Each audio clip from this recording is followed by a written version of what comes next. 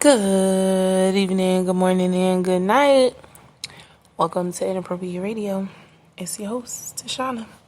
The hostess with the mostest, the Snaggletooth one. Let's get into this. So, this segment is actually very, very interesting to me.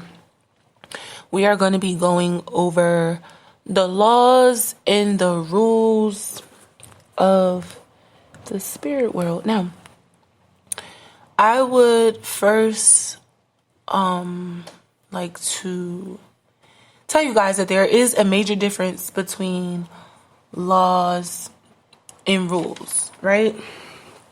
Laws are established by a larger body for a larger body and are much harder to change once set in stone and are much easier to implement when shown the importance of why they're being implemented in the first place. Laws govern and protect the people it's written, established, or presented for and or by. Laws are established to make rank clear. Rules now are set to establish differences, agreements, and or relationships or understandings for specific populations. The rules were made to settle differences, establish and or discuss similarities or, like I said, relationships or partnerships. Rules are designed to avoid having to change laws, okay? Rules and laws both govern the places that we dwell in. Obviously, both are made to keep order, okay? So let's just keep that in mind as we face through this conversation. And of course, there are physical laws.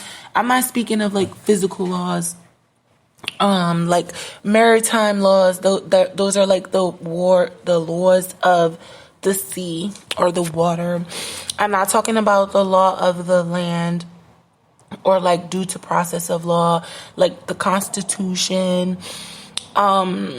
or even like subscribing to what is just known to be the thing to do. And I'm not even speaking of the 7 laws of Noah. Neither am I discussing the 12 natural laws of the universe. Okay? There's even a book entitled 7 Laws of the Spirit World. Although these laws can show up and they can tell us what to do and what not to do, everything that I'm speaking of is mainly from a non-tangible aspect or perspective. There's a lot of information on physical laws, spiritual laws, laws as they pertain to the sea or the water, land, and the astral plane, right? The spirit world. There's so much information. And I would like to say, before I get into some of this, because it's so much, I'm not going to have enough time to cover everything. This may be the most that I can say, honestly, that I've opened myself up for a download to the creator for the podcast, okay? Now, let's get into this. Now, you have laws of the land, right?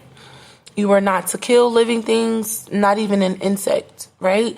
The timeline of all living things were set by the creator. It sits on an axis and sent to the current dimension for a particular reason, not known to most. Now, notice I said most. There's an emphasis on most. Not known to most, and only high-ranking angels, and yes, this does include the devil. That is the rule 1, no killing, right? Really, the rule number 1 is you are to praise the creator for failures and losses, because each of those things, they balance you out and they put you exactly where you need to be. And a lot of the things we consider a loss is a blessing in disguise, right? We don't really get it until we're out of it.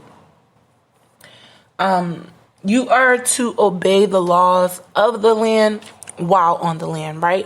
So if you're sleeping, you're dreaming, or if you're doing spiritual work, or if whatever you are doing that involves spirit work, or if you're dealing with the water, right?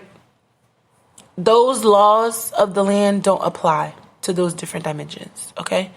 And this is if you're in the water, if you deal with water, whatever it is that you have going on. And when I say doing spiritual work, I mean like if you are warding off an attack, if you're changing a generational curse, if you are responsible for providing knowledge to generations that have passed or to come, right? If you are breaking curses that are lineage related, I don't know if I said that. Even if you're attacking, because I think after you get this information, you probably would slow down, okay? Because a lot of laws and rules get broken. And there's a distinction. So let's just say if I am asleep, right? And I wanted to astral plane. Because I'm a vessel that's attached to the 3D, right? There are particular rules that don't apply to me because I'm not a native of this spirit world. Although the rules and the laws don't govern you when you're in different dimensions, you have to still follow the laws, okay? And we'll get into that. Now, so laws of the land, you don't speak lies unless it is to keep you alive. You don't cast illusions. All is forgiven. Feminine energy is boss. And this is energy that is nurturing. Anything that is related to growing, caring, loving, providing a particular environment for things to flourish, that is related to feminine energy. And remember, you are not to kill a living thing, from plants to insects, from animals to people, and everything in between. If God gave it life, it's not your job to remove it from the timeline. Okay? Next. The water. Okay? We have laws of the sea. Rule number 1, kill or be killed. Only use what you need. Don't take what doesn't belong to you. You can only cast illusions in the water or on the water if the illusions being casted are for you to get out of danger while in that dimension. So if you are a mermaid, right? Obviously, we don't really know any mermaids that's walking around here like that. But if you do, you might want to spread this message. Say if you're a mermaid and you want to cast a spell because someone caught you in their net and they're going to cut you up and eat you. You can cast a spell or an illusion to get out of that particular situation as long as you're in the midst of the water realm. And when I say water, you can be flying in the sky, right? Because this is a bunch of water. You can be in the shower. You can be swimming. You can be on a boat.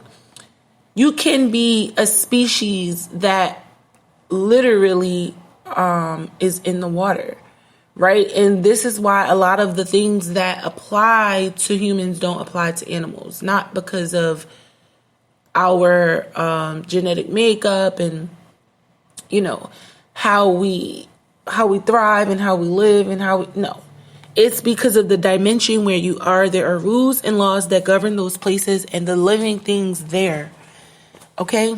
It's just that simple. I said all is forgiven for the land, and the water, all is forgiven once the offense is balanced out. And masculine energy is boss.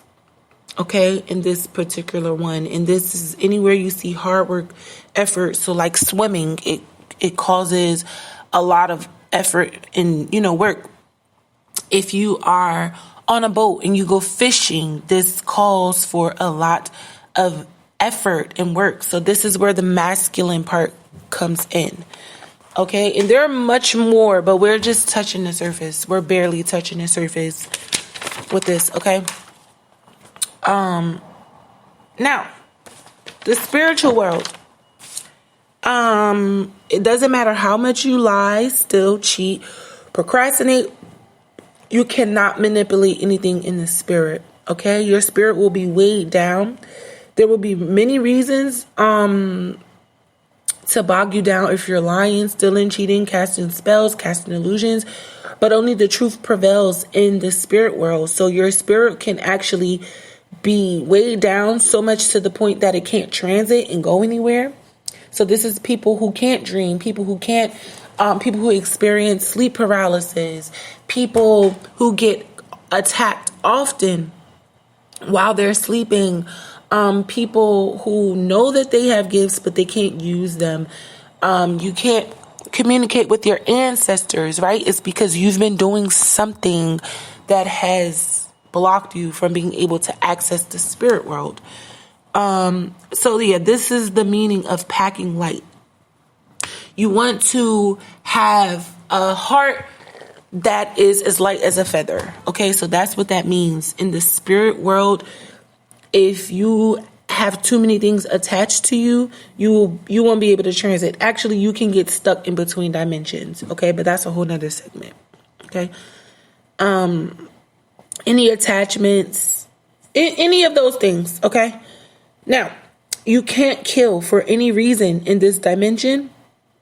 All affairs will be handled accordingly, and your input only causes delays. Okay, God and the angels assigned to you have an order in a particular way of doing things. And when you have anything that has been sent to you or that you have picked up, if it's not a part of your alignment, as long as you are vibrating on a particular frequency, it's going to fall off. Your angels will take it, God will take it, or you'll just shed it as you begin to evolve and tap into yourself and your own power. If for any reason you don't know these laws in this particular realm, see, water and land, you are expected to know. But in the spirit world, because there's so much going on and there are so many different dimensions of you there, you'll have constant reminders of what is right and what is wrong, what is forbidden, what is not. None is forgiven in the spirit world. All of the debts, checks, balances, everything goes back to the spirit world, and it is settled there, okay? Nothing goes unseen in the spirit world, okay? Both masculine and feminine energies are equally required. We need both at the same pace, size, and amount. None is bigger than the other, okay?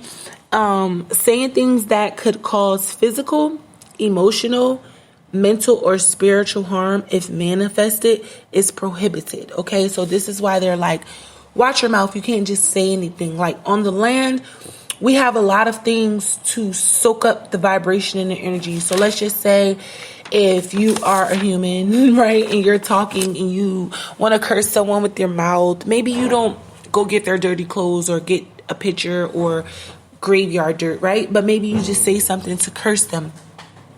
We have water, we have air, we have dirt, we have insects, we have animals, we have different types of energies that can soak up the vibration of your words. But in the spirit world, everything is out in the open, so you have to be careful. So this means when you're in prayer, you have to watch what you say.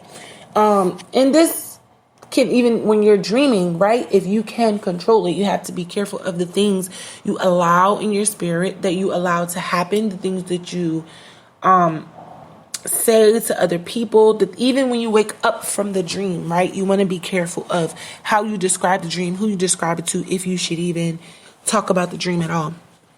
If it's not prophetic, I suggest you keep it to yourself. Okay? But I'm going to end it here. I'm going to more than likely do a part 2. I've been holding on to this topic for a while. There's not a lot of information that can be Googled. So like I said, this comes from a crazy source. But I do hope y'all been drinking y'all water, getting y'all rest.